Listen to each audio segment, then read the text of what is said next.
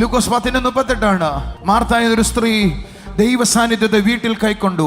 പക്ഷേ ആ സാന്നിധ്യത്തെ കൈക്കൊണ്ട ആൾക്ക് കൈക്കൊണ്ട സാന്നിധ്യത്തിന്റെ വലിപ്പമറിയില്ലായിരുന്നു. വലിപ്പമറിയുന്ന വേറൊരാൾ ആ വീട്ടിലുണ്ടായിരുന്നു. അവളുടെ പേര് മറിയ എന്നായിരുന്നു. അവൾ ആ സാന്നിധ്യത്തോടൊപ്പം ഇരുന്ന് വേർഡിനെ കേട്ടു. അവൾക്ക് ഒരു കാര്യം മനസ്സിലായി.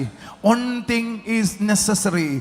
ഒരു കാര്യം മാത്രമാണ് ആവശ്യമുള്ളത്, സാന്നിധ്യവും അവൻ്റെ വചനവും. മാർത്തയോട് ചോദിച്ചാൽ മാർത്ത പറയും, ഞാൻ കൊഴിഞ്ഞു, അതും കൂടെ ചെയ്തില്ലെങ്കിൽ എങ്ങനെ ഒക്കുന്നേ, ഇതും കൂടെ ചെയ്തില്ലെങ്കിൽ എങ്ങനെ ഒക്കുന്നേ.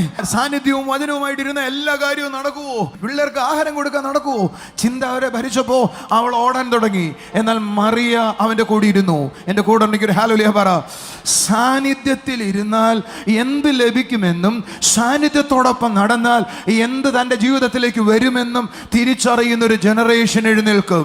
ചിലർ ആ സാന്നിധ്യവുമായി ചില വീടുകളിലേക്ക് ചെല്ലും, ചില സാന്നിധ്യവുമായി ഓഫീസിലേക്ക് ചെല്ലും. ഓഫീസ് മുഴുവൻ രൂപാന്തരപ്പെടും, പട്ടണങ്ങൾ രൂപാന്തരപ്പെടും. മാർത്തയോട് ചോദിച്ചാൽ പറയും, ഞാൻ കൊഴിഞ്ഞു. മറിയ പറയും, ഞാൻ കൊഴിഞ്ഞില്ല, ഒന്ന് മതി എന്ന് അറിഞ്ഞു. അടുത്തിരിക്കുന്നവരോട് പറഞ്ഞേ, മാർത്ത കൊഴിഞ്ഞപ്പോ ഒന്ന് മതി എന്ന് വേറൊരാൾ അറിഞ്ഞു. കൊഴിഞ്ഞവരോട് പറയാനുള്ളത്, ഒന്ന് മതി, അവന്റെ വചനം മതി, ആ സാന്നിധ്യം മതി എന്നറിഞ്ഞാൽ കുഴച്ചില് മാറും.